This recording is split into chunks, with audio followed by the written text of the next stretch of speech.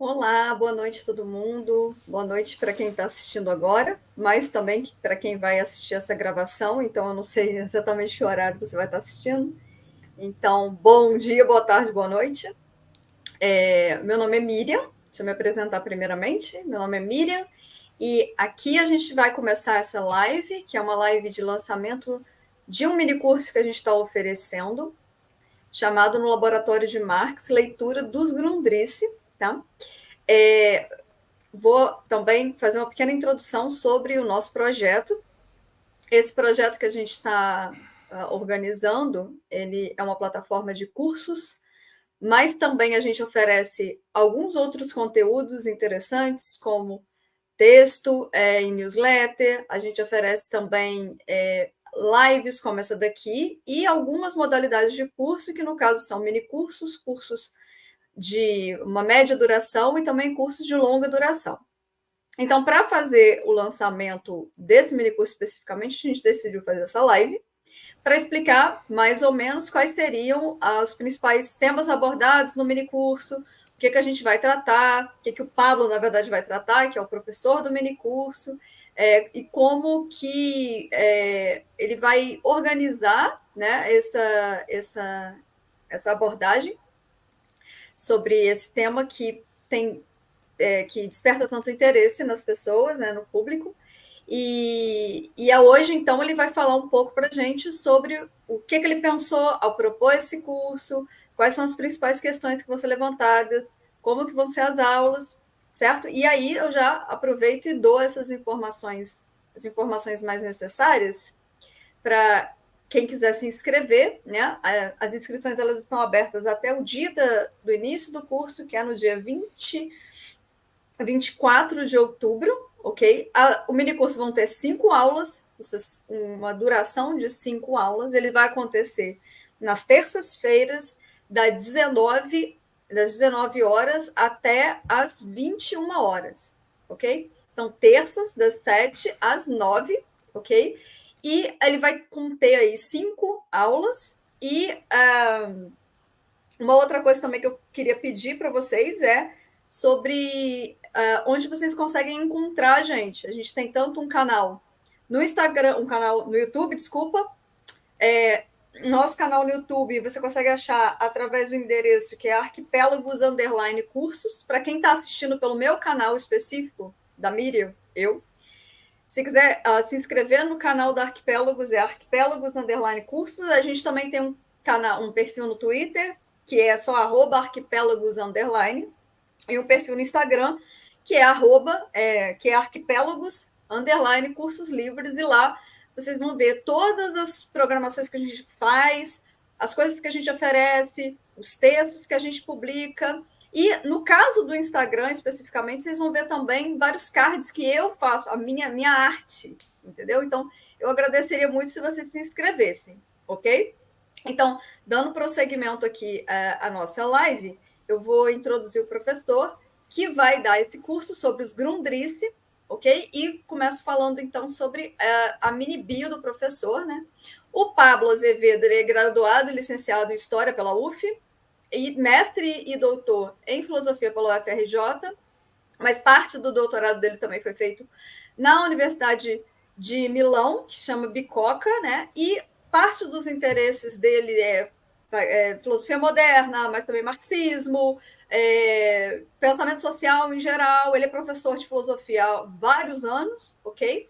E hoje, então, ele vai contar para a gente o que impulsionou ele ao oferecer esse curso, os temas que vão ser abordados e tal. Então, agora eu passo a palavra para o Pablo. Ele vai falar um pouco sobre o que ele planejou oferecer nesse curso, e depois a gente pode abrir para perguntas, caso alguém queira fazer uma pergunta. Eu já tenho perguntas feitas, ok?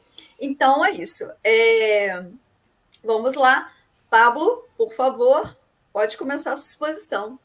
Primeiramente, queria agradecer tanto a quem está vendo sincronicamente aqui a gravação, né, como quem vai ver depois. Muito obrigado pela atenção de quem está vendo ou for ver aqui a nossa live, né.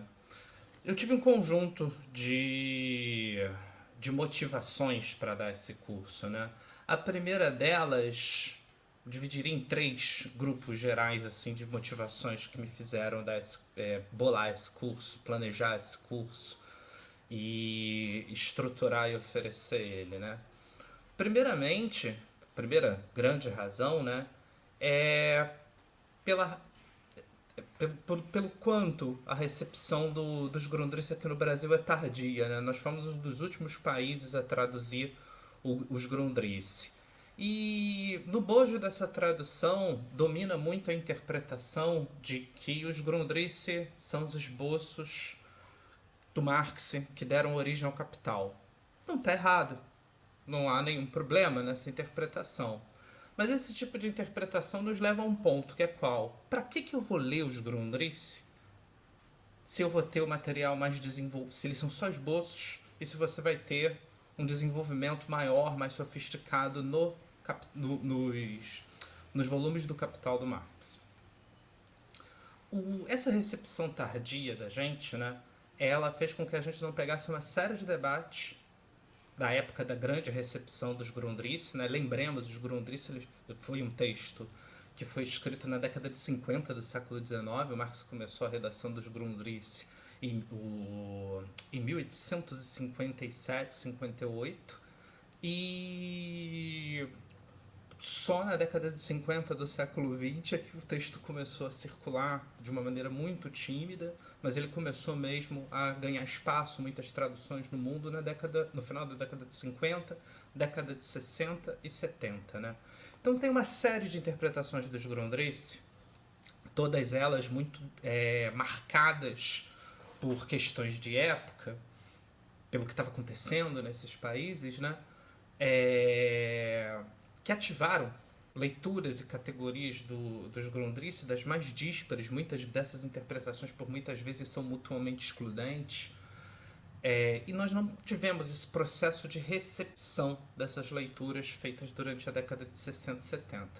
Além disso, de 2008 para cá, nos últimos 15, 20 anos, tem uma série de interpretações marxistas, e feitas por muitas vezes por clássicos do marxismo, né, por grandes marxistas internacionais, que elas já possuem um grande toque, uma ativação de algumas categorias dos Grundrisse. Nós não fizemos nem a recepção e nem estamos muito por dentro desses textos mais inovadores, né? De algumas análises mais inovadoras dos Grundrisse. Inovadoras não no sentido de que elas mudam o panorama do marxismo, mas de que incorporam muitas dessas categorias e elementos importantes dos Grundrisse, né? Então esse é uma primeira coisa que me inspirou a fazer esse curso, né? Algumas dessas... Outra coisa também que é importante dizer é que fazer uma exposição, fazer um curso sobre os Grundrisse é um grande desafio. Por que é um grande desafio? Porque é um texto marcado por seu caráter fragmentário, né? O Marx, ele, ao contrário de outros textos dele, onde ele tem uma escrita mais explicativa, mais comunicativa, por vezes até com tom jornalístico, outros escritos mais analíticos, outros escritos mais políticos, onde o Marx está tentando se comunicar diretamente com o leitor dele, né? Seja qual for esse leitor. Os Grundrisse são completamente diferentes disso. Por quê? Porque eles tratam-se de notas que o Marx estava escrevendo para si mesmo, tá? Dos seus primeiros estudos mais aprofundados sobre a crítica da economia política, né? Isso são os fundamentos da crítica à economia política do Marx. Então, você tem uma série de fragmentos e temas que não aparecem nos outros livros publicados do Marx. Por exemplo, Marx tem o que ficou muito famoso em função das leituras italianas, alguns capítulos dos Grundrisse, mas especialmente uma parte pequena dos Grundrisse chamado Fragmentos sobre as Máquinas, né? Que o Marx começa a falar do papel da tecnologia dentro do desenvolvimento capitalista, começa a falar de automação, de sistemas de automação, de uma maneira extremamente sofisticada, né? E esse tipo de análise não aparece em outras obras do Marx. Então, por muitas vezes, o Marx tem alguns insights, tem faz alguns comentários, tece algumas reflexões, algumas inconclusas, não completamente desenvolvidas, outras extremamente sintéticas, mas ideias poderosíssimas que ele não expõe em outros lugares, né? Então há uma certa riqueza nos Grundrisse que não o reduz só a esboços preliminares que vão ser utilizados na constituição da escrita do Capital, né? Por exemplo, outra coisa também interessante que tem nos Grundrisse, né? Um dos poucos existem vários fragmentos dos Grundrisse onde o Marx fala do que vão ser as relações sociais e as relações de produção no comunismo, coisa que se sabe que ele não disseca muito, nem elabora nas obras publicadas, nas obras clássicas, as recebidas pela tradição marxista, sobretudo ocidental, antes dessa explosão das leituras dos Grundrisse, na década de 60 e 70, sobretudo. Marx também, nos Grundrisse, do fragmento sobre as máquinas e em outros capítulos, ele fala também dessa relação entre a tecnologia e o capitalismo, o que seria a ciência e a tecnologia numa realidade comunista, né? Então você tem várias coisas extremamente interessantes nos Grundrisse que não comparecem, não são desenvolvidas em outras obras do Marx, né? Ele faz certas escolhas de deixar algumas coisas que ele desenvolveu ali de fora ou resume para fins de exposição nas outras obras posteriores aos Grundrisse, né? Um outro, você pode colocar, Miriam, para mim, eu fiz uma apresentação bem simplória, né? Mas só para ser um fio condutor. Uma outra coisa que me inspirou muito foi esse livro do Harvey. Há muito tempo não circulava algum material de leitura interessante e que fizesse uma exposição sistemática do Grundrisse, né?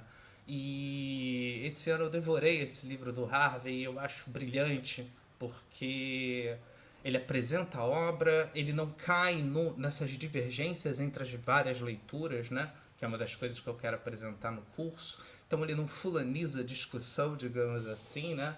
E ele vai certeiro, ele cria uma estrutura toda para tornar a leitura interessante para as pessoas, né? Fácil, passível de ser digerida, de ser inteligida, né? Isso é esse ano. E isso me empolgou muito para fazer um curso sobre os Grundrisse, né? E aonde ele, com toda humildade, fala que está fazendo uma leitura propriamente inspirada nos trabalhos dele, mas ele faz algumas leituras bastante originais dos Grundrisse, na minha opinião, né? Isso é bem bacana. Então foi um livro que me inspirou muito. E ele fez eu reler os Grundrisse, ele fez eu reler essas recepções dos Grundrisse no mundo, né? Me inspirou bastante a fazer esse curso, a dar esse curso, né? E tem uma coisa que o Harvey diz sobre os Grundrisse que eu acho bastante interessante, que é o quê? Como é uma escrita que o Marx está fazendo para ele mesmo, né? Então você tem determinadas partes que você tem que ler, reler, faz a leitura ser chata, isso, né? Coisas que não estão tão claras.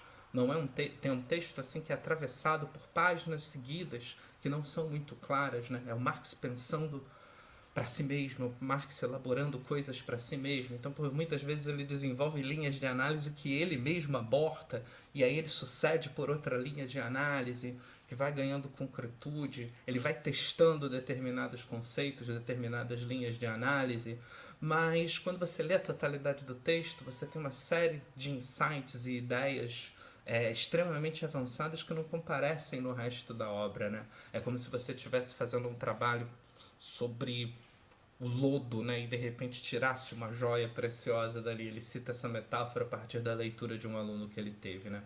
Então isso fez eu reativar toda essa questão de, poxa, deixa eu reler os Grundrisse, deixa eu reler, isso me empolgou bastante. Deixa eu reler essas recepções que me interessam. Um outro livro também que me inspirou muito foi esse aqui, já é um livro antigo, eu já tinha lido alguns artigos dele, é uma coleção ele é dividido em duas partes. Primeiro, um conjunto de artigos sobre os principais temas dos Grundrisse, e a segunda parte fala sobre essa recepção mundial dos Grundrisse em cada país, né? Então eu fui ler muita coisa daí, reler algumas coisas, fui ler o livro que eu ainda não tinha lido, né? durante a composição desse curso. Esses 2 livros me inspiraram muito, né? Eu fiz uma bibliografia mais estendida, com mais coisas, com mais temas. E qual é o ponto focal do curso, né? Eu queria, como eu desenhei isso, né? Para além dessas leituras, as epocais feitas nos anos 60 e 70, as leituras mais contemporâneas, né? Todas essas que são feitas do final da década de 90 para cá, nos últimos 20, 25 anos, né? Eu trouxe tanto as leituras mais antigas, da década de 60 e 70, como as contemporâneas, muito baseada nesses 4 fragmentos, né, dos Grundrisse. Primeiro fragmento sobre as máquinas, que eu comentei aqui, o quanto ele é inovador, o quanto ele é incrível, o quanto ele é diferentão do resto do que tem na obra do Marx, né? Um outro que eu gosto muito, que tem uma influência formacional muito grande sobre mim, né? Sobre os meus estudos, sobre a minha perspectiva sobretudo histórica do Marx, né? Que é o Formas Sociais que Precederam o Capitalismo. O outro é o Circuito do Capital, e essa introdução aqui de 1857, que eu adicionei ao curso em função de um texto que eu estava lendo esse ano, do Stuart Hall, que é analisando essa introdução dos Grundrisse de 1857, que é um dos poucos textos que o Marx fala claramente sobre as linhas gerais dos problemas metodológicos que ele considera, né? Então eu trouxe aqui eu quero me focar tanto sobre essas leituras epocais quanto as contemporâneas, mas também dando fôlego, sobretudo, para esses quatro fragmentos, essas 4 partes textuais dos Grundrisse, né?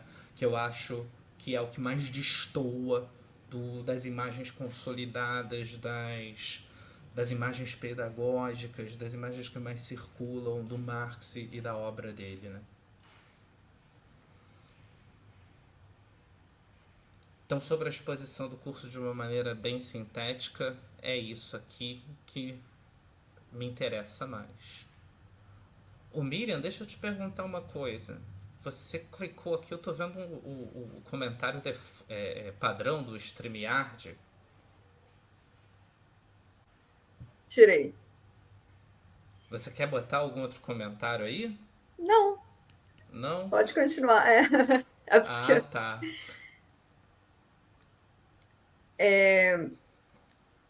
uma das coisas que você elaborou, que eu acho que tem bastante importância na sua leitura sobre isso, e aí eu gostaria de falar sobre 2 textos especificamente.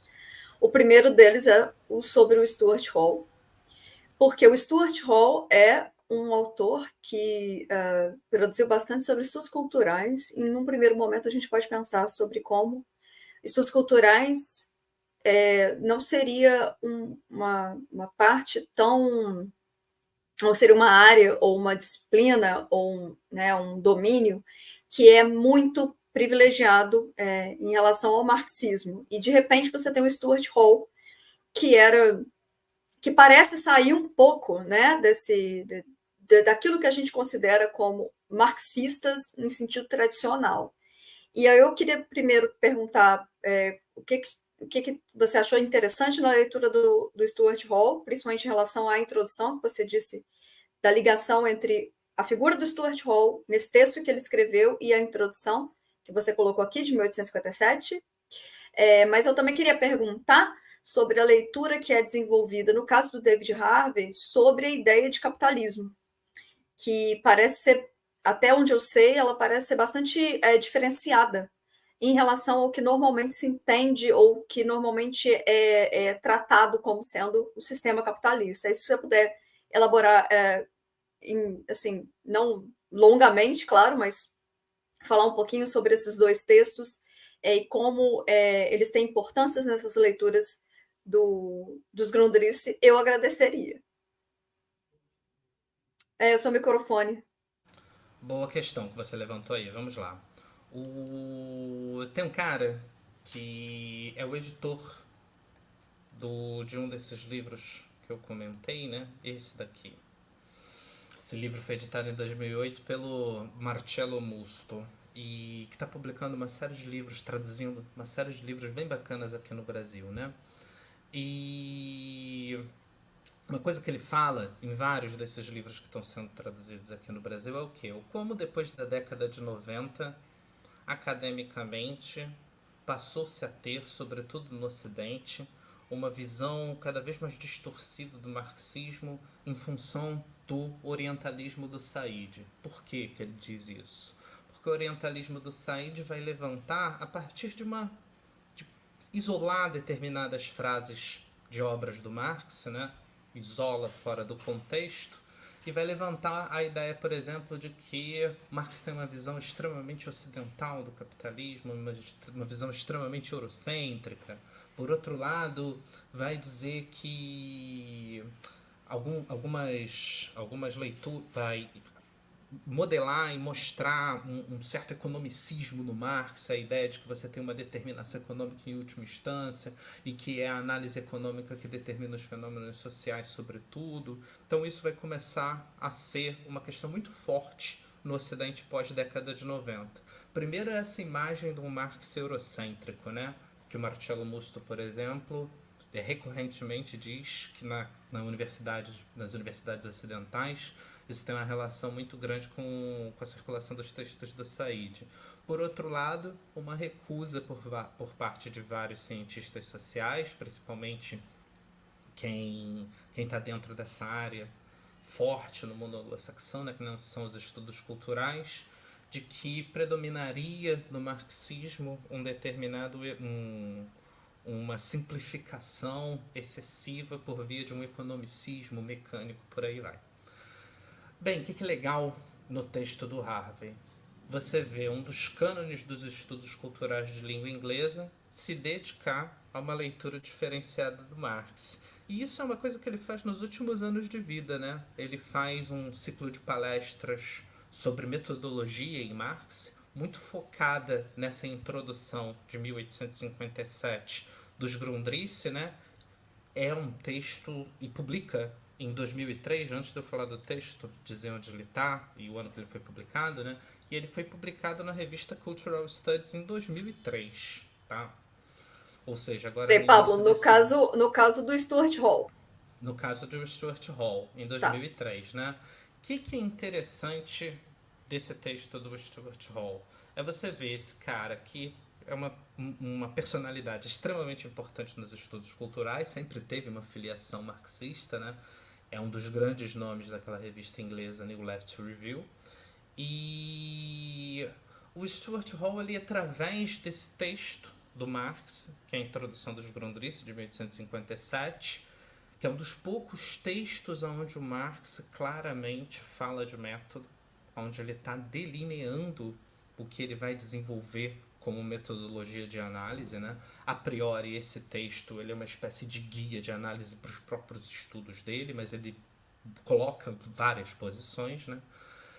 É bastante interessante o quanto nesse texto o Marx faz uma crítica muito grande ao economicismo dos economistas, o quanto Marx diverge de uma determinada teleologia da história, o quanto Marx problematiza abertamente algumas concepções filosóficas que não estão claras em outros trabalhos. Então o Stuart Hall ele apresenta uma leitura ali muito diferente de algumas simplificações feitas com relação ao marxismo, né? Sob uma análise direta dos próprios textos do Marx, tendo como guia de referência esse texto, que é um dos raros textos, que é a Introdução de 1857 dos Grundrisse, um desses raros textos onde o Marx discute metodologia, né? É um dos textos que eu estou trazendo, é um dos textos e uma das leituras que eu estou trazendo para o curso, né? Por outro lado, você estava falando do David Harvey. O que tem de legal na interpretação do David Harvey? Primeiramente, que o David Harvey, ele, apesar do caráter fragmentário dos Grundrisse, né, dele ser composto de uma série de análises que não se completam, de insights e de verdadeiras linhas de análise que por vezes são abortadas pelo próprio Marx, o que faz ele ser um texto confuso, faz ele ser um texto difícil, né? Então o Harvey faz um trabalho magnífico de organização desses textos para um leitor. Você consegue ler para e passo, ponto a ponto, capítulo por capítulo e parte por parte do Grundrisse, né? Ele faz como um material de apoio de leitura. A ideia de produção do livro é essa. Mas o Harvey coloca algumas teses bastante interessantes, que são bastante autorais, na minha opinião, dele, né? E quais são essas teses? A primeira é a de que os Grundrisse, no que se refere ao Capital, o Marx vai se dedicar, e isso daria uma unidade aos Grundrisse, né, a analisar os diversos modos de circulação. Circulação do dinheiro se transformando em capital, circulação de mercadoria, circulação da força de trabalho, várias estruturas de circulação e que elas se entrecruzam, se retrodeterminam como em um sistema. O que ele quer dizer com isso? Ele pega duas analogias. A primeira analogia é de que o Marx analisa essas relações de circulação como um ecossistema, por exemplo, onde você tem diferentes grupos, ou no caso do ecossistema, espécies de animais, fluxos de alimentação, aonde cria uma determinada totalidade orgânica que se retroalimenta e instancia, efetiva, produz o capital, né? Por outro lado, ele dá uma outra metáfora bastante interessante, que é as duas metáforas orgânicas, né? E eu vou explicar por quê. Ele dá uma outra metáfora que ele já anuncia que ela tem seus limites, que é a ideia de uma estrutura orgânica como o corpo humano, né? O corpo humano é formado de vários sistemas de circulação, tá? O sistema digestivo, ele vai falando todos esses sistemas, de modo que a entidade orgânica só funciona como uma totalidade com todos esses sistemas adequadamente funcionando. Um pifa, um dá problema, você começa a ter uma degeneração dessa totalidade. O que tem de interessante nisso, né? O Harvey, ele vai colocar bem fortemente essa leitura, ela já está ela já é exposta na própria introdução desse companion dele, né? Que o Marx está trabalhando o capital como uma totalidade nos Grundrisse. Até aí nada, né? A gente é acostumado a essa ideia de que o Marx tem uma... Principalmente se a gente for numa chave de uma leitura hegelo-marxista, né? De que o Marx pensa o capital como uma totalidade. Até aí nada. Mas ele vai colocando, e na introdução de 57, a tal introdução de 57, sobre a qual há muita divergência entre os comentadores, mas muitos comentadores, como o próprio Hall, e na minha opinião também, o próprio Harvey, conseguem tirar elementos assim bastante concisos e interessantes dali, né? O que o Harvey fala sobre essa questão da totalidade?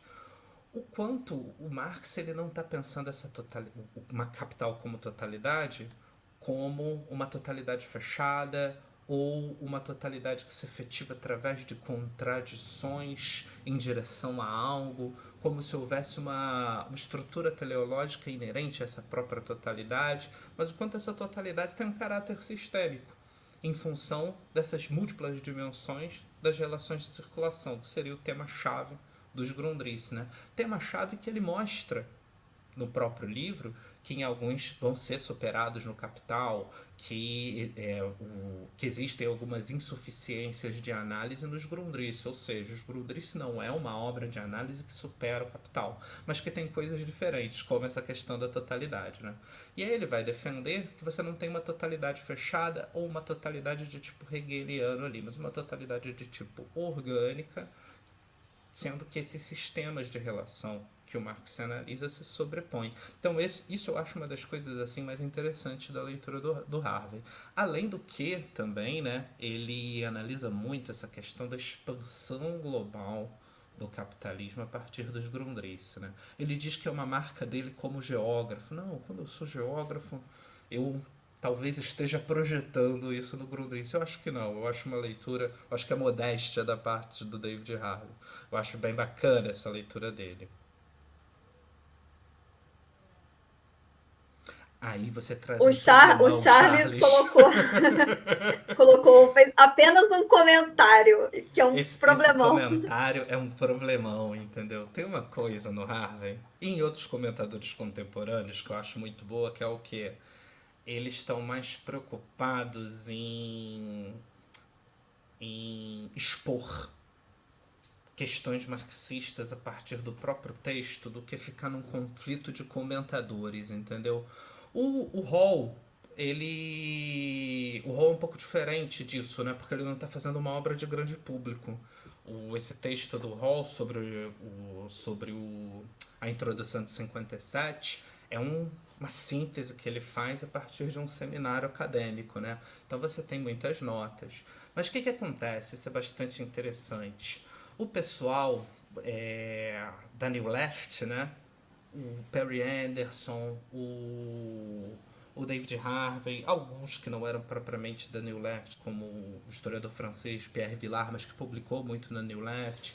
Esses historiadores, o Hall não historiador, mas o Anderson e o Pierre Vilar, eles foram muito receptivos às contribuições que o Althusser fez, mas por outro lado existem problemas muito grosseiros e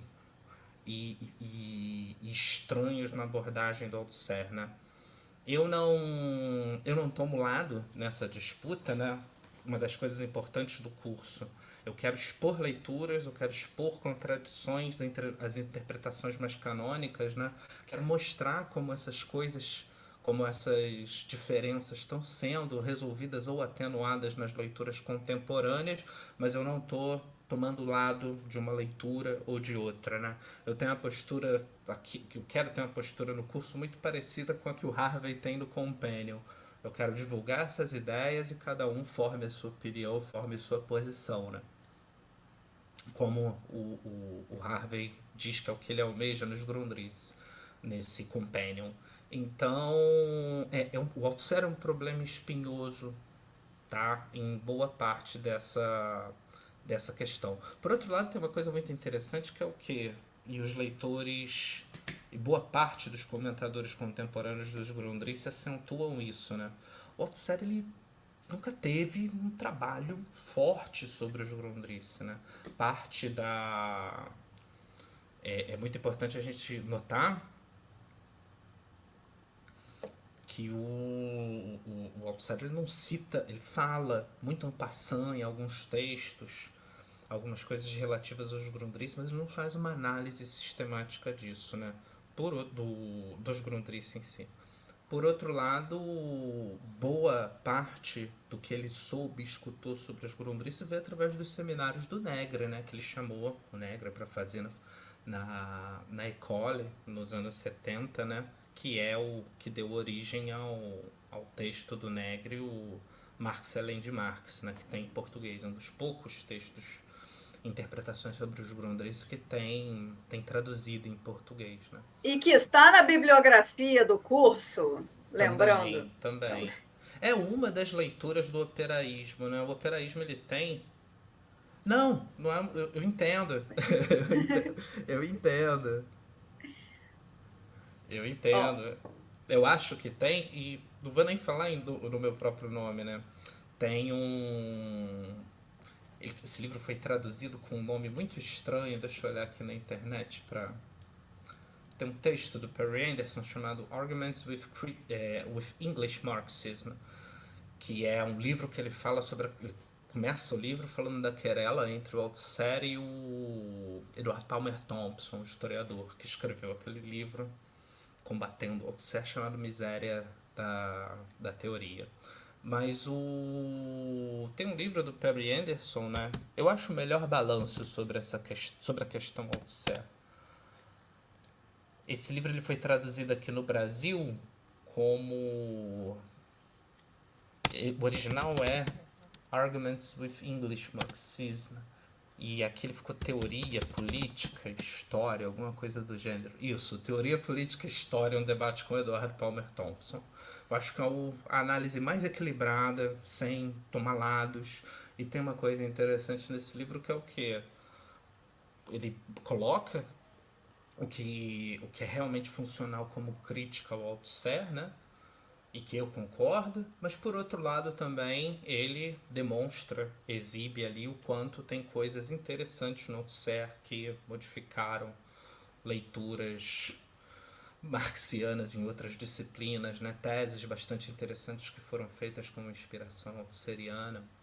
E eu acho o melhor balanço. Né? É um texto também que a gente não lê muito por aqui e que ele tem esse nome extremamente estranho, né? Que é Teoria Política e História, um debate com Eduardo Palmer Thompson. Pablo, uma das coisas que me chamou a atenção é quando você falou sobre essa leitura do Harvey e de como o Isso Harvey. aí, Charles. O Charles está falando aqui um texto que dá para achar nos confins da internet. Isso aí, você acha. Você acha ele espalhado aí nos confins da internet. É possível achar. E uma das coisas que você, voltando aqui, uma das coisas que você colocou é como o Harvey está propondo uma espécie de interpretação do sistema capitalista como se fosse uma totalidade aberta, uma totalidade. Não, ele está propondo, não é um livro tese, né? Mas ele faz, da introdução à conclusão do livro, ele, como é que eu posso dizer, ativa, reforça essa ideia, né? Mas de uma maneira bastante equilibrada, que é o que ele mostra o que existe de importante, de diferente no Grundrisse com relação à obra publicada, divergências de interpretação, sem dar muito nome a quem fez tal interpretação ou quem não fez, mas não é um livro de exposição de tese, é sobretudo um livro para ajudar na leitura desse texto tão difícil e fragmentado que são os Grundrisse. Sim, mas uma das coisas que você colocou no slide que você pôs sobre os fragmentos que você está buscando trabalhar majoritariamente ao longo do curso é, por exemplo, a ideia de circulação. E você tinha falado que uma das noções que o Harvey vai, pelo menos, apresentar seria essa ideia de totalidade aberta, como se fosse um sistema capitalista como uma espécie de organismo aberto, Sim. Onde você tem talvez lógicas internas que vão funcionando ali de um modo. Cada hora tem um funcionamento específico e como isso vai se relacionar à circulação. E aí a minha pergunta Sim. agora é como assim circulação? Você fala no sentido, porque um dos fragmentos que você quer tratar é o problema da circulação do capital. É o Não é isso? circuito. É o Circuito do capital. circuito do capital. Essa circulação é no sentido de circulação de mercadorias, é no sentido de circulação de. Como que ela se daria? Assim? Circulação de commodities ou circulação no sentido de dinheiro? Se bem que uma coisa tem necessariamente a ver com a outra, mas mais ou menos seria o quê? Então, o que ocorre? O Harvey, não só o Harvey, muitos comentadores dos Grundrisse colocam isso em evidência, que é o quê? O Marx está preocupado em várias partes dos Grundrisse com a transformação do dinheiro em capital. Dinheiro não é sinônimo de capital, não é qualquer circulação monetária que dá origem ao capital. Inclusive nos forma em formações sociais pré-capitalistas, né? Aqui em português, na Mega, formações sociais que precedem o capitalismo, o Marx é bastante categórico de que capital não é dinheiro e que dinheiro você tem em outras formações sociais anteriores ao capitalismo, mas capital não, entendeu? Capital só surge no capitalismo. Mas você tem uma diferença, né, entre essa análise do Marx, que está mais preocupada com as formações sociais, nos Grundrisse, e isso não é tão coeso assim, tá? Por quê? Porque é um texto de caráter fragmentário, que historicamente foi atravessado por interpretações que muitas vezes são mutuamente opostas, entendeu? O Harvey expõe uma ideia que outros leitores dos Grundrisse, outros intérpretes contemporâneos dos Grundrisse, outros comentadores contemporâneos dos Grundrisse também ativam, que é o quê? Que o Marx está preocupado muito na relação dinheiro-capital e na relação na relação de tentar entender o capitalismo como uma totalidade atravessada por essas relações de circulação, tá? E aí existe toda uma categorização. Se você quiser, eu leio aqui, pego do próprio Harvey. Ele vai, no próprio prefácio, organizar ponto por ponto quais são essas relações de circulação, e ele vai mostrar uma coisa, que é o que? Olha, aqui nos Grundrisse tem uma amplitude dessas relações de circulação que não está no capital. Mas veja, por exemplo, quando existem insuficiências aqui, que o Marx analisa de uma maneira muito mais objetiva e muito mais complexa no segundo livro do Capital. Porém, vamos a uma questão que você falou, e isso é importante, vou colocar isso só como ponto de provocação. No Capital, o Marx ele parte da circulação de mercadoria para começar a análise, não é? Então, nos Grundrisse não é assim. Entendeu? Você não tem uma estrutura de circulação que seja privilegiada sobre as outras. Entendeu? Vários comentadores dos Grundrisse também colocam isso, que é bastante interessante. A maneira como Marx usa a categoria mediação também é um pouco diferente quando ele está falando das estruturas de circulação, que seria, né? E eu acho isso interessante na leitura do Harvey, circulação é o problema dominante dos Grundrisse, né? Por isso você consegue ver os Grundrisse como sob essa perspectiva de totalidade que ele apresenta. Mas não é o Grundrisse, ele não começa com esse problema da circulação das mercadorias, entendeu? Outra Sim. coisa interessante que o Harvey coloca, né? A maneira de analisar os modos de produção e a maneira de analisar as formações sociais são duas coisas diferentes, entendeu? Uma coisa que quem analisa muito a introdução de 57 coloca, né? O Marx vê uma diferença ali quando está expondo o método entre trabalhar a gênese de categorias econômicas ao longo do tempo e os processos sociais históricos como se fossem conjuntos categoriais diferentes, que um não é o outro, e coisas do gênero. Então, como você poderia elaborar, assim, de uma forma um tanto quanto sintética, a relação entre modos de produção e formas sociais? Aí é que tá, que é o que eu trouxe agora no final, entendeu? São modos de análise diferentes. O que ocorre? E o Harvey coloca isso várias vezes no livro, inclusive quando ele, na parte que ele tá ali acompanhando, tá fornecendo material para um acompanhamento de leitura de quem for seguir o companion dele, né? Ele vira e fala, ó, dá pra gente entender o Marx de dois modos. O Marx da história das sucessões das formas de produção, que é uma linha de análise, e o Marx aqui dos Formen, né? Que é como esse texto tende a ser alcunhado entre os comentadores mais velhos, como Harvey, de língua inglesa, né? Que se chamava, por causa esse texto circulou primeiro antes da tradução dos Grundrisse, com o título Formas Econômicas Pré-Capitalistas, que tinha uma introdução escrita pelo Hobsbawm, né? E se vulgarizou, chama esse texto de Formen, né? Que é o nome desse subtrecho dos Grundrisse em alemão, né? Então ele coloca uma coisa que é o que? Essas leituras não são compósitas.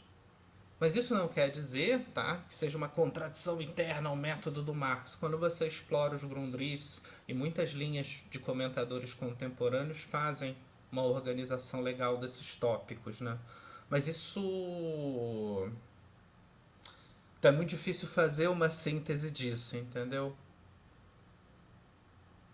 Sim, mas, por Porque isso exemplo, envolve tanto essa discussão metodológica lá da introdução de 57, quanto esse fragmento das formas sociais que precederam o capitalismo. sim. Que É, não porque precederam. Eu sempre fico com um problema, porque esse texto, nos dias de hoje, contemporaneamente, ele tende a ser chamado de formações sociais pré-capitalistas. E aqui no Brasil, o Grundrisse, na Mega também, aqui, ele tem um título que não é tão diferente assim, mas ele é mais fiel aos manuscritos originais, né? formas que precederam a produção capitalista. Diga lá. Não, mas a minha pergunta, ela tem mais a ver, assim, tudo bem, você pode tanto partir de uma análise que privilegie modos de produção, e inclusive isso vai invariavelmente envolver a ideia de a própria noção de estágios do capitalismo, sendo não do capitalismo, desculpa, mas estágios de modos de produção sendo hierarquicamente ou pelo menos ordenado a partir de uma forma específica, ou você pode pensar formações sociais, né? Você pode tanto considerar modos de produção, como você pode considerar formas sociais. E existe uma distância muito grande entre esses dois tipos de tratamento. Porque se, por um lado, você está dando uma ênfase maior a um modelo puramente econômico, né, de como você tem uma produção econômica, e aí essa produção econômica ela pode ser tanto vinculada pela ideia de transformação da natureza para a subsistência do homem, como ela pode ser entendida como produção capitalista. Por outro lado, você pode pensar formações sociais enquanto relações sociais que se desenvolvem dentro de um contexto específico, que inclusive tem a ver com o modo de produção também, porque formações sociais envolvem também como determinada localidade vai produzir para sua própria subsistência. Né? Tem um Então, textinho. Pode falar. não, é só isso, era um comentário, na verdade. Tem um textinho, que é o texto de introdução do Hobsbawm à primeira circulação de língua inglesa desse texto, né, que antecedeu a publicação integral dos Grundrisse em língua inglesa, que é essa introdução do Hobsbawm a formas econômicas pré-capitalistas. Eu sempre esqueço o nome em português desse texto, mas vamos lá. Essa introduçãozinha do Hobsbawm. Eu acho que eu coloquei um fragmento dela aqui na minha apresentação. Você pode botar aqui, Formações Econômicas Pré-Capitalistas, é como ficou traduzido em português e é como era o nome do texto em inglês, né? A tradução é Formações Econômicas Pré-Capitalistas, isso mesmo, tá? Pode tirar. Eu sempre carrego esse texto aqui a tiracolo, mas ele é um pouco maior para discutir isso que você está falando, que é o que? A gente é muito acostumado, e o Hobsbawm fala isso nessa introdução, né, a ter uma leitura economicista da questão dos modos de produção, entendeu? Ou um enviesamento que ele diz tem seu valor pedagógico, mas esclarece muita coisa, mas que gera determinadas distorções. Então a gente tende a ter uma leitura muito economicista dessa relação do desenvolvimento dos modos de produção. E quando você lê as formações sociais que precederam o capitalismo, que lá no Hobsbawm eram formações econômicas, nos Grundrisse, formações sociais que precederam o capitalismo, o Marx questiona muito dessa sucessão. Ele amplia isso geograficamente, ele começa a mostrar, por exemplo, que você tem formas sociais que parecem asiáticas, mas que estão na América pré-invasão europeia. Então, esse texto não é facilmente encaixotável nas categorias de leitura que nós herdamos da tradição marxista, né? É um dos pontos, inclusive, que o Hobsbawm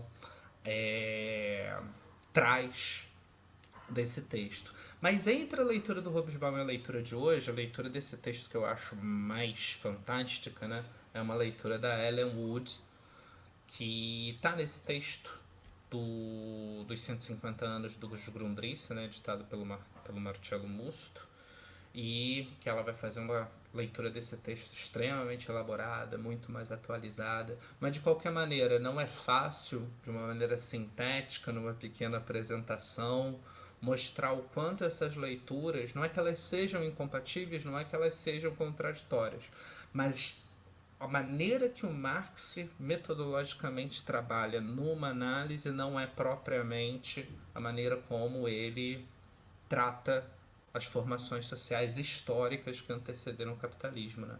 Parte desse tipo de discussão o Marx elabora nesse dos únicos textos que ele fala sobre método, né? Que é a introdução de 1857. E o Stuart Hall fala sobre isso também nesse artigo dele sobre que é Notas de Marx sobre o Método, né? Uma leitura da introdução de 1857, que foi publicada na revista Cultural Studies em 2003.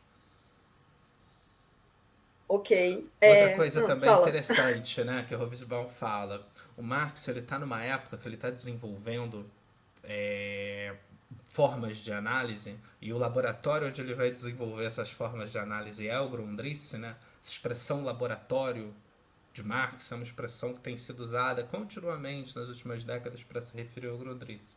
Por quê? Porque os leitores mais antigos dos Grundrisse, esse pessoal entre o final da década de 60 e a década de 60 inteira, 70, as leituras pioneiras dos Grundrisse, sempre frisaram, né, que o interessante desses fragmentos é você ver o Marx desenvolvendo as concepções, testando conceitos, escrevendo para ele mesmo o desenvolvimento das suas próprias análises.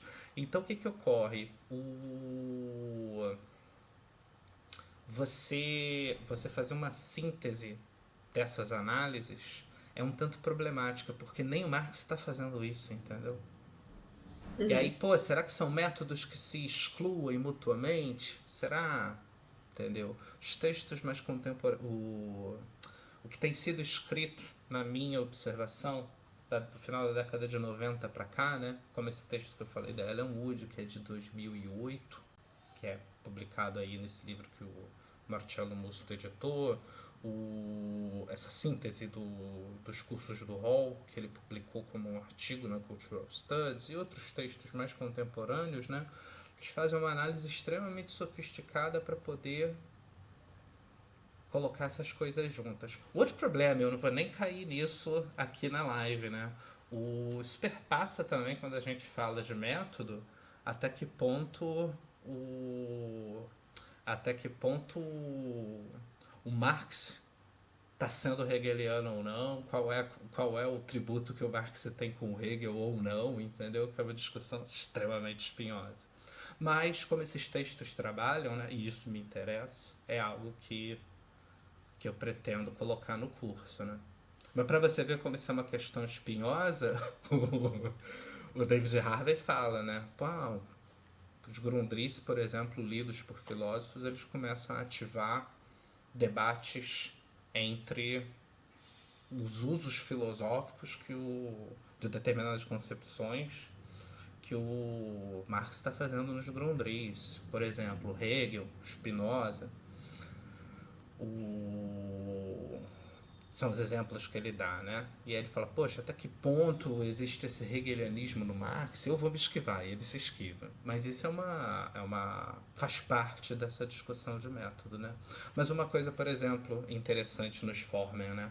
É o quanto o Marx abandona uma ideia quando ele está ali analisando as formações sociais, uma ideia de etapas de desenvolvimento, ou uma ideia de sucessão teleológica de formações sociais, que é uma coisa que está muito próxima, né, da, da leitura da filosofia da história do Hegel. Né? O Hegel Sim. tem essa mentalidade na filosofia da história dele, que você tem estruturas sociais, artísticas, políticas, econômicas que se sucedem no tempo, quase como uma espécie de evolucionismo, né? Ou uma finalidade última, uma direção interna à história para onde as coisas caminham. Bem, já está dando o nosso tempo. E então eu abro o espaço aqui para caso alguém queira colocar questões ou fazer perguntas aqui no chat. Mas são problemas que eu quero desenvolver no curso, tá? Só para frisar. Mas, por exemplo, isso que você perguntou da relação entre os modos de produção e as formações sociais é tema de uma aula. Entendeu? Aham, sim. Eu já estou enxugando muito ali nessa aula em 2 horas para conseguir expor, problematizar, tudo isso. E uma outra coisa que eu abri mão aqui, né, para hoje para ser mais acessível. Eu ia fazer uma apresentação toda estruturada, tudo isso. Falei, não, fazer uma apresentação mais leve, deixa essa parte mais pesada para o curso, né? Sim. Então, gente, se vocês quiserem, quem está assistindo, quiser colocar algum comentário ou então fazer perguntas no chat, podem fazer, que eu vou ler aqui, ok? Lembrando que o minicurso que o Pablo vai ministrar, que se chama No Laboratório de Marx, Leituras dos Grundrisse, ele vai acontecer nas terças-feiras, começando o dia 24/10, ou seja, 24 de outubro, certo? Vão ser 5 aulas, o curso vai conter 5 aulas, vai começar às 7 da noite, terminando às 21 horas, ou seja, às 9. O curso fica gravado por 6 meses, então, caso vocês não possam assistir, quem se interessar, caso você não consiga assistir aula síncrona, é possível assistir a aula gravada, sem problema algum. As inscrições elas vão ficar abertas até o dia 24, então vocês podem se inscrever até o dia 24, e é só se inscrever no nosso site, que é arquipélagos.com.br, é muito simples, problema é zero. Tem também aqui na descrição desse próprio vídeo o endereço do nosso site, ok? E, então, caso ninguém queira fazer nenhum tipo de pergunta, eu tenho uma pergunta que eu acho que veio a calhar aqui nesse final, que é o seguinte: a minha pergunta é: você falou aqui, principalmente na introdução de 57, existe uma discussão sobre método, no caso ali, que vai ser principalmente tematizado pelo Stuart Hall nesse texto, que é um seminário que ele abordou. E a minha pergunta, vinculada à ideia de método, portanto, tem a ver com como que existiria, no sentido de método ou de metodologia que o Marx está, pelo menos assim, sugerindo nos Grundrisse, dado a natureza desse texto ser muito fragmentada e, ao mesmo tempo, visto que não foi um texto feito para publicação, isso faz toda a diferença. Como que a gente poderia ver uma diferença entre uma metodologia exposta em textos do Marx como Contribuição à Crítica da Economia Política, ou então nos textos dele de juventude, ou até mesmo no Capital, e aquilo que se entende como o método do materialismo histórico dialético, e se haveria algum tipo de distinção, ou pelo menos nuances de distinção, de diferenciação, como que está esboçado nos Grundrisse, nessa introdução dos Grundrisse, no que se refere a uma metodologia um pouquinho variada, um pouquinho distoante do que é abordado nos outros textos do Marx. Bem que eu trouxe aqui um texto a tiracolo, onde eu sempre tô com ele a tiracolo para discussão aqui no Brasil, tá? Vamos lá, o que é interessante nessa introdução de 1857? Toda a tradição marxista, né, pós-Marx, fala de método em Marx, mas um dos poucos textos do Marx onde ele mesmo claramente fala de método é essa introdução de 1857. São notas para ele mesmo. Não existe um consenso interpretativo entre os leitores dessa introdução em todos os pontos, mas em muitos há, tá? Então esse é um primeiro ponto importante, tá? O segundo ponto importante tem relação com esse texto que eu sempre trago a tiracolo. Você pode botar a projeção aí para mim, Miriam? Eu não ia ler, mas vou ler, tá? Eu tô com uma segunda tela aqui, vou ler na minha segunda tela que eu boto a fonte maior, tá? Um segundo. Vamos lá. Deixa eu abrir aqui para poder ler na segunda tela de uma maneira mais confortável aqui para mim.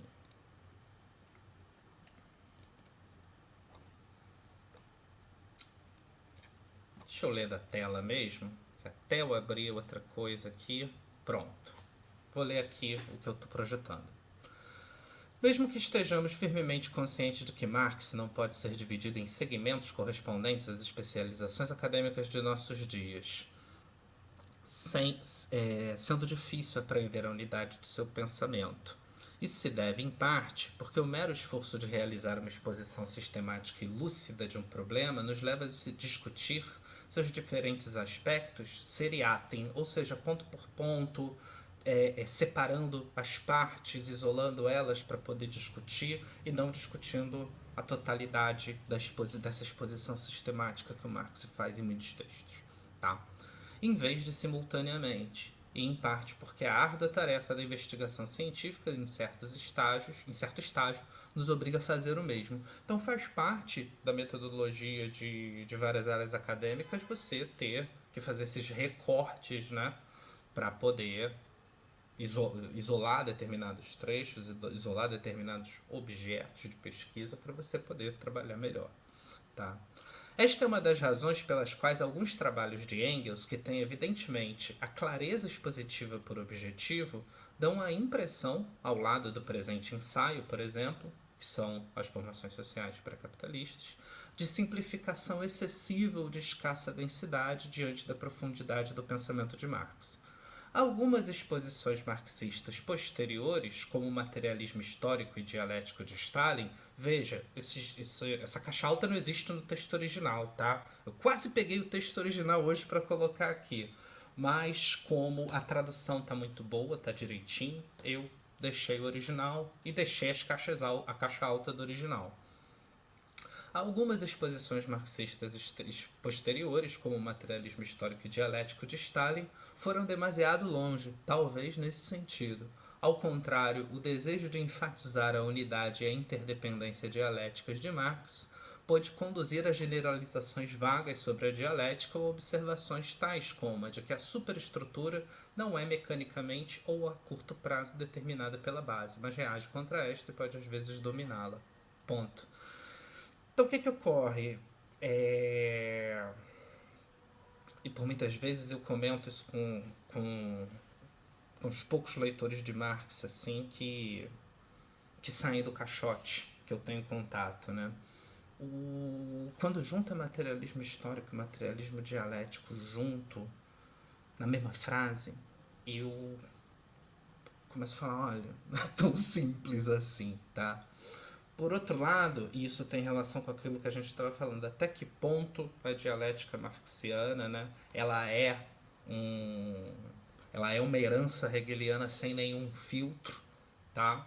Ela tem um modo de funcionamento para e passo igualmente o mesmo do hegeliano no Marx. Tá, Pablo, existe aquela frase que o Marx inverteu, mas o que quer dizer isso, sabe?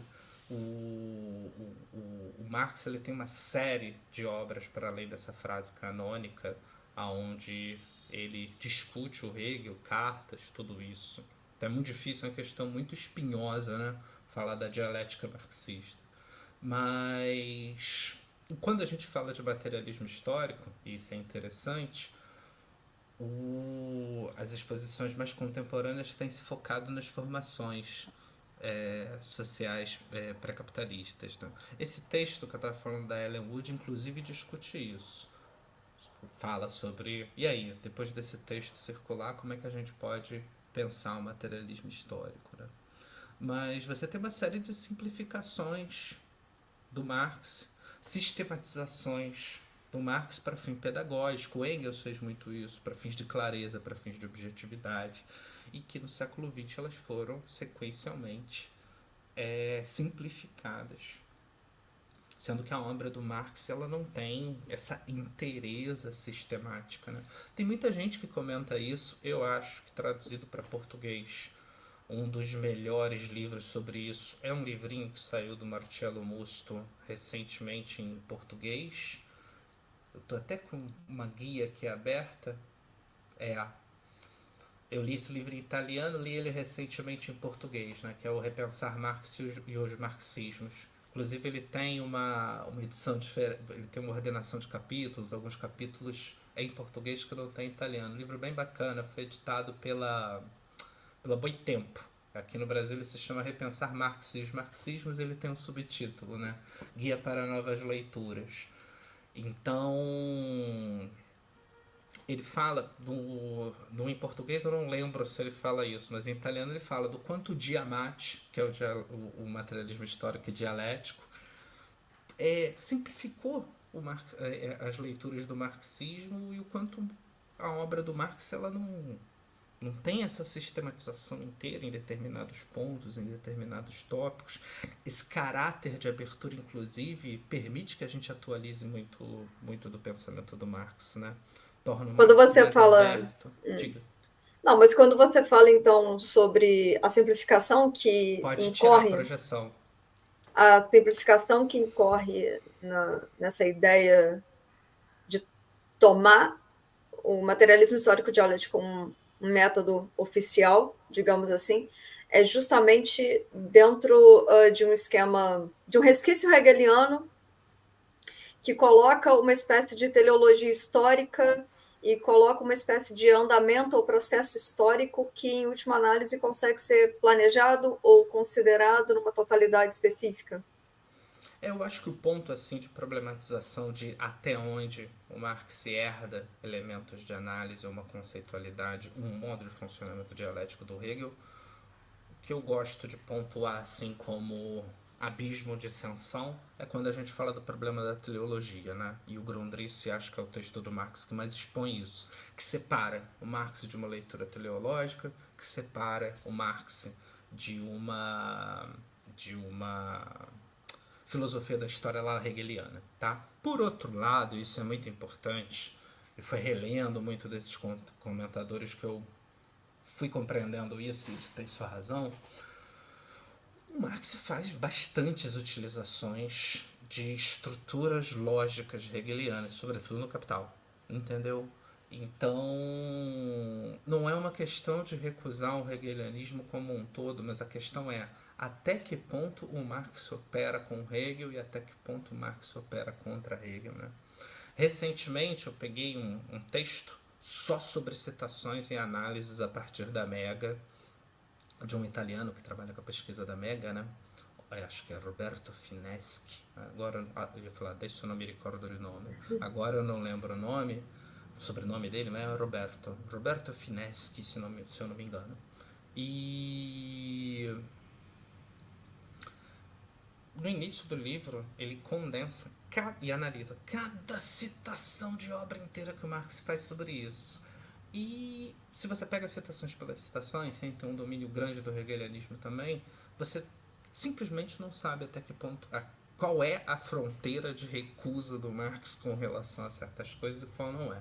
Por outro lado, isso é muito importante também. Muitas interpretações hegelianas do Marx geraram coisas interessantíssimas, entendeu? E que não podem ser descartadas.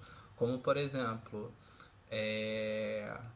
as primeiras leituras sobre o problema da alienação do Marx, você tem esse pé hegeliano. Mas isso foi muito importante para ativar essa categoria. Outros leitores de Marx não davam muita atenção para isso, entendeu? Então, por exemplo, a leitura do Lukács sobre esse tema ela é indispensável quando você analisa o problema da alienação, né? Mas é difícil, por isso que eu trouxe esse texto aqui, né, do Diamati. Quando a gente faz essa composição, materialismo dialético histórico, a gente está operando nessas simplificações, entendeu? E é sedutor, porque você começa a ter explicações muito totalizantes para toda sorte de fenômeno, né? Não, se tem Então uma é coisa. bastante sedutor, Não, se tem uma mas coisa que seduz todo mundo, é totalidade. Assim, sim, vide eu, né? Eu fiquei anos estudando idealismo alemão, porque qualquer noção que envolve todo seduz. Enfim, o Charles, ele colocou vários comentários aqui, comentários polêmicos, hein, Charles? Polêmicos. Eu vou exibir um por um, tá bom? Então, o primeiro comentário do Charles que é polêmico. Eu curto Stalin.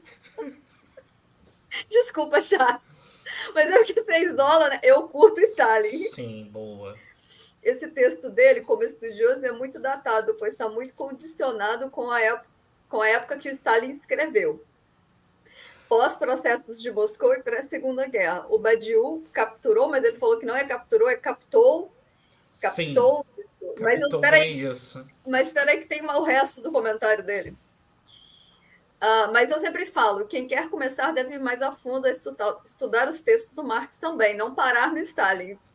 Sim, Por de favor, né? acordo, de acordo com... Não! O que ocorre? Eu concordo com os dois pontos que você colocou. Primeiro sobre o Badiou. Acho que foi o cara que captou melhor essa questão, tá? E ele faz alguns desenvolvimentos fora da caixa sobre isso.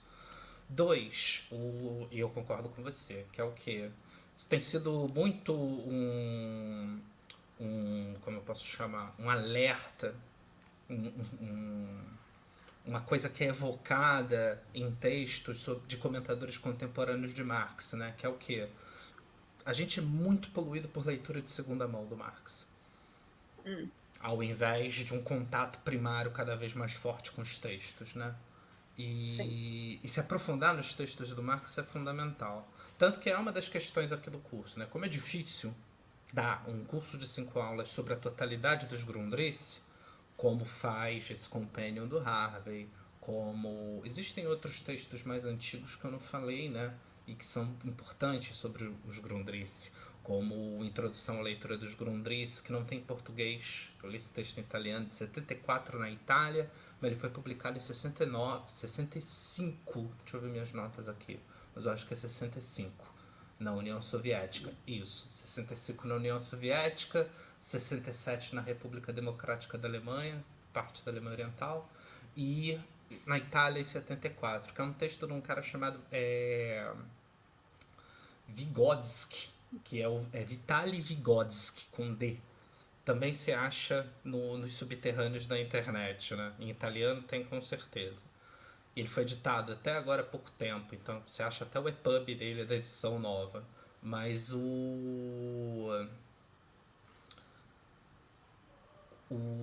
a gente tem poucos textos falando sobre os Grundrisse, sobre a totalidade dos Grundrisse. Como dar um curso sobre os Grundrisse integralmente? É uma coisa que é praticamente impossível dar em 5 aulas. É algo que você faz num grupo de estudo de longa duração, num curso mais amplo, num semestre ou mais de um curso universitário, né? É o mais apropriado. Eu dei ênfase a esses fragmentos que ainda são lidos, que reativam uma série de categorias, né? E por quê? Que Porque eu acho são, Pablo, importante ler o Marx. mas coloca aí coloca quais são os fragmentos de novo. Coloco sim aqui. São Esses esses aí. 4 fragmentos que para mim são importantíssimos, entendeu? Deixa Eu eu vou colocar trazer a o resto. leitura deles e comentários, leituras de época, leituras contemporâneas, entendeu? Mas a minha ênfase no curso são esses 4 fragmentos. Deixa eu colocar o resto do comentário do Charles. Parou, a polêmica acabou, gente. A polêmica acabou com o Stalin. Aí ele Pode colocou o tirar a que. tela. Aí ele colocou o que. Ele também não gosta de juntar, da ideia de juntar materialismo dialético com materialismo histórico. Muito bem. Uma última coisa que eu queria só comentar, já passamos da hora, já está meio longo demais, mas Mas eu é queria. pedagógico, sabe? Eu acho que muitas dessas explicações assim, elas têm uma função por muitas vezes pedagógica, né? Eu não jogo fora, não. Mas eu acho mais importante se a gente sempre ir nos textos, a gente lê as obras do próprio Marx, entendeu? E como eu falei lá no início da apresentação, uma das coisas para mim mais importantes nesse curso, que fez eu dar o curso, que me motivou, né, é o quanto a gente tem uma recepção tardia dos Grundrisse, e o Grundrisse não é bem digerido em larga escala pelos leitores brasileiros de Marx, né? É claro, tem gente muito boa, isolada, você baixa a tese dessas pessoas em banco de tese, e aí tem uma leitura sofisticada dos Grundrisse, comparece algumas das leituras que eu vou apresentar, mas em geral, tá? Ele não é um texto tão bem digerido, tão lido quanto outros textos oficiais ou canônicos do Marx, né? Ele diz que ele é apenas um stalinista que veio da filosofia. Obrigado, Charles. Foi muito legal a apresentação. Te agradeço pela atenção, meu camarada. Mas aí voltando ao que eu estava colocando, uma das coisas que eu acho, para terminar, que eu acho interessante colocar é que dentro da bibliografia do curso que você está propondo, você colocou em uma aula o problema do operaísmo italiano. E esse ano o Mário Tronti faleceu.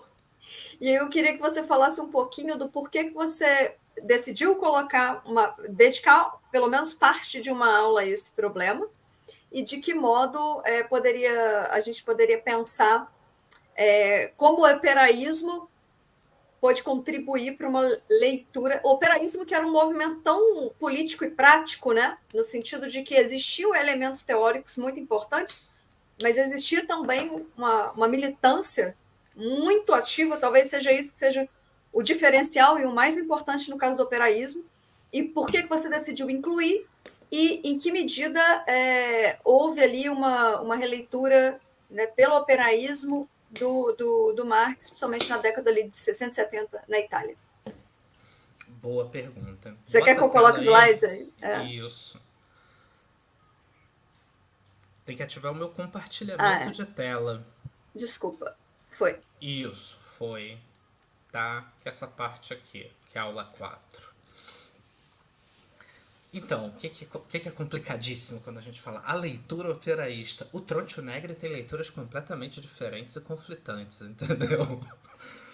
Inclusive, eu estava lendo um texto do Mário Tronte falando sobre a recepção italiana e ele fala, ponto por ponto, no que é a diferença dele no Negri, com relação ao Negri, né, do Marx além de Marx.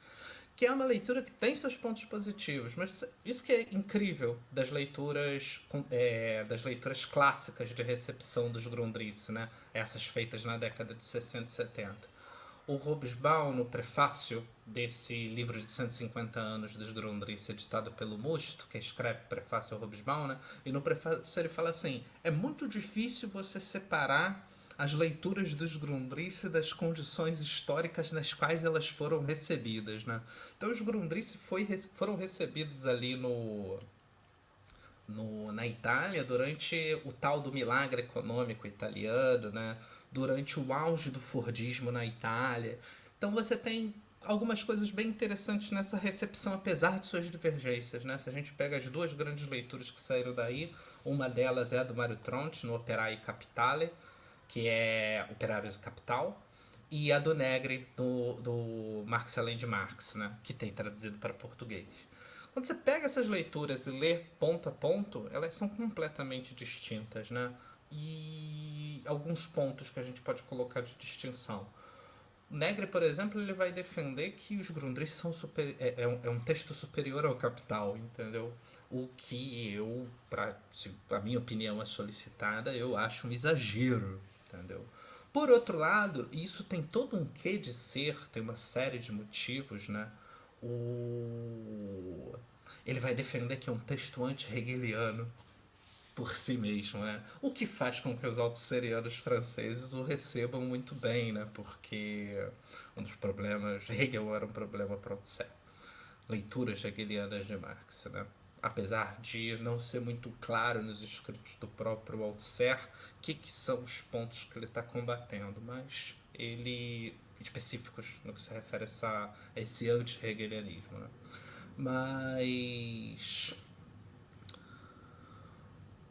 então você tem uma leitura muito forte, né, dos Grundrisse nessa época e muito relacionadas a essa questão do quanto o capitalismo tá absorvendo todas as relações sociais, que você não está tendo uma distância da vida para a fábrica, da casa para a fábrica, uma fabricização de todos os processos sociais.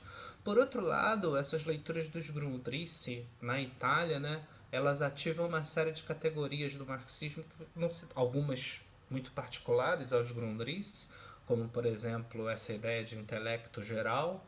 Por outro lado, você tem a revalorização dessa categoria marxiana de trabalho vivo e é o pessoal que ativa muito essa leitura do Marx relativa ao fragmento sobre as máquinas, que é um fragmento pequenininho, foi traduzido pelo pessoal do Quaderni Rossi, Cadernos Vermelhos, né? Que inicialmente o Negri e o Tronte faziam parte. Foi publicado em 73, se eu não me engano, esse fragmento. E falava o Marx nesse fragmento fala da automatização de sistemas de máquinas, né? O que é a coisa assim mais...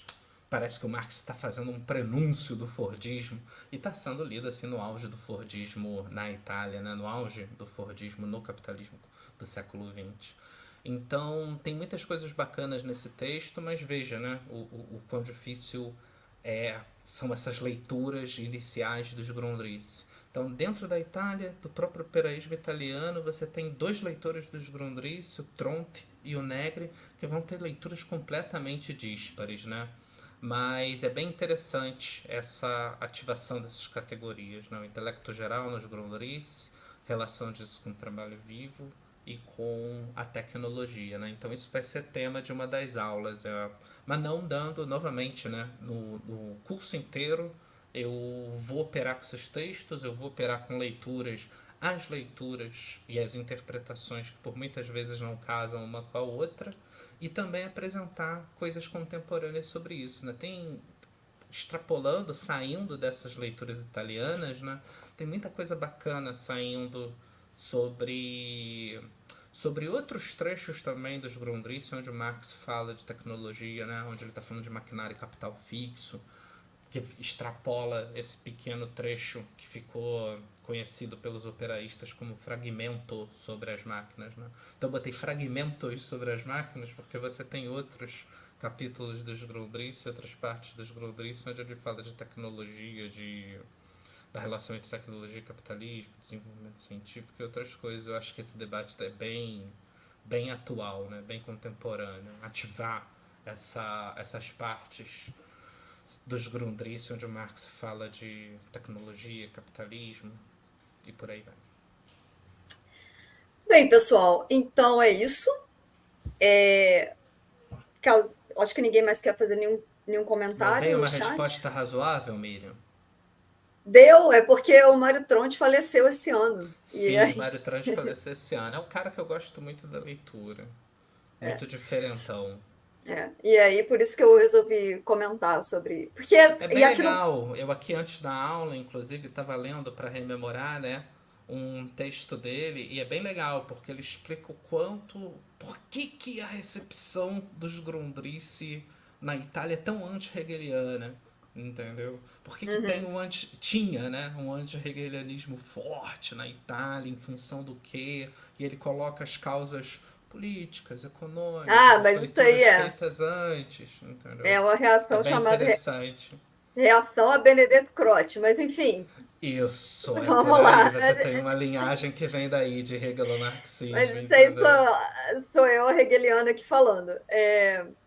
E aí, por isso que eu resolvi falar sobre. Porque o operaísmo também, o Negri é muito lido no Brasil, mas não a parte dele A sobre o recepção do operaísmo. Gramsci e dos Grundrisse é quase da mesma época, porque Ah, demora a circular o Gramsci, entendeu? É bem interessante. Então ele faz um mapeamento da conjuntura da época muito bom quando ele fala da recepção dos Grundrisse na Itália, né? Mas ele próprio tinha uma leitura radicalmente diferente da do Negri, né? Por outro lado, não respondo pelo Negri após o Marx além de Marx, com seus limites, existem determinados excessos ali na leitura, né? Mas nessa leitura, o Negri, antes de escrever com Michael Hart, tem coisa muito bacana que vale a pena ser lida, né? E é é. aquilo que eu sempre digo quando dou aula, né? Antes de recusar, de aceitar ou negar, de recusar ou criticar, eu acho que é necessário ler e compreender, entendeu? É. Mas é isso, é porque o operaísmo aqui ele é pouco comentado, mas enfim.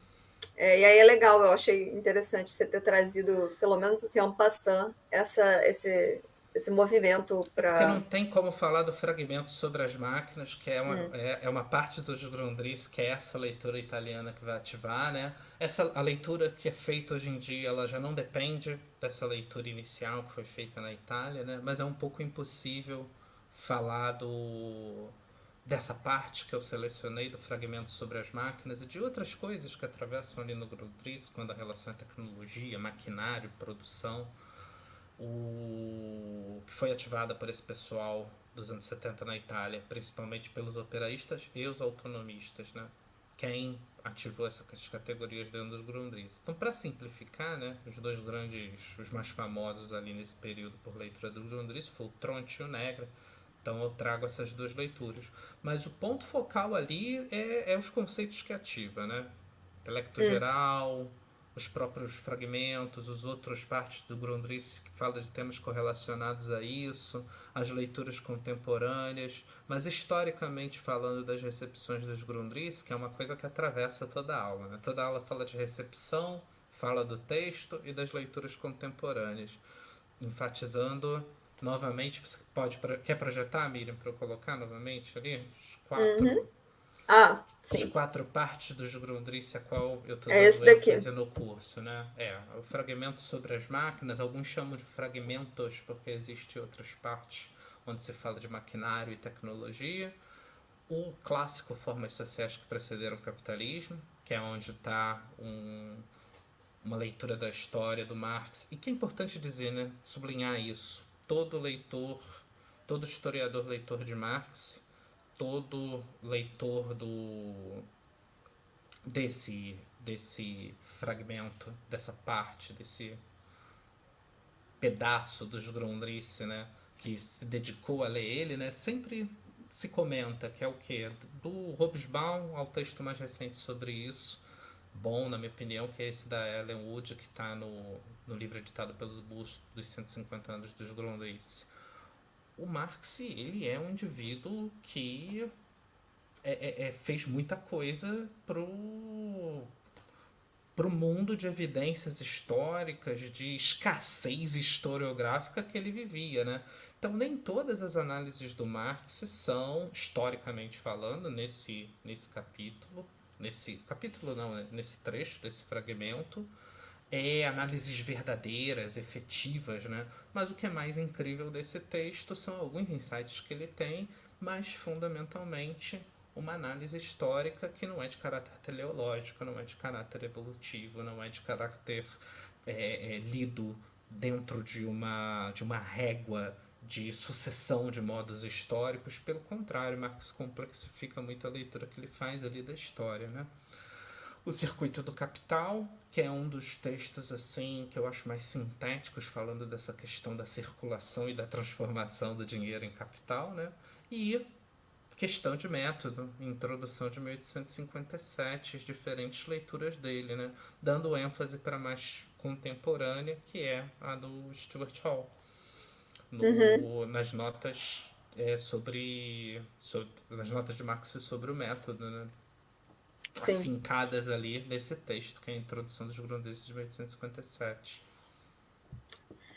Bem, então é isso, gente. Mais uma vez, se vocês quiserem se inscrever no minicurso, as inscrições vão estar abertas até o dia que o minicurso começa, que é no dia 27, desculpa, 24 de outubro, né, daqui a 2 semanas, mais ou menos. Mas, se vocês quiserem saber mais informações também, é só entrar no site, dá para se inscrever no nosso site, dá para saber o resumo das aulas no nosso site, e tá tudo lá, é só entrar em www.arquipelagos.com.br. Tá também aqui na descrição dessa live, ok? Essa live também vai ficar gravada, eu agradeço a todo mundo. Pablo, quer se despedir? Se despede aí. Agradeço a todo mundo que tem assistido. Seu microfone está fechado. Agradeço a todo mundo que acompanhou aqui. Charles, muito obrigado. Não vejo o que eu apresentei aqui como divergência, nada disso, tá? Só que você levantou muito isso, que eu tentei aqui atenuar ao máximo, que são os pontos polêmicos, né? Tem muita polêmica na leitura desses textos, e o Grundrisse, historicamente, foi um dos textos que mais levantou polêmica dentro do marxismo. Então, minha questão com o curso não é criar mais polêmica, tá? Eu acho que os marxistas deveriam se unir mais, né? Não criar divergências. Então, o curso não tem essa intenção de levantar favoritismos que eu tenha, ou a leitura de um fulano contra outro, tá? E te agradeço muito pelos comentários e pela participação e, sobretudo, pela sua atenção, tá, meu camarada? Muito obrigado. Então, gente, muito obrigada por assistir. Quem está assistindo a gravação, muito obrigada também. E é isso, segue a gente nas redes, se inscrevam no curso e fiquem de olho nas coisas que a gente está fazendo, tá bom? É isso, boa noite para todo mundo. Bom resto de semana e bom feriado. Um Boa beijo. noite, muito obrigado a todos. Tchau. Tchau, tchau.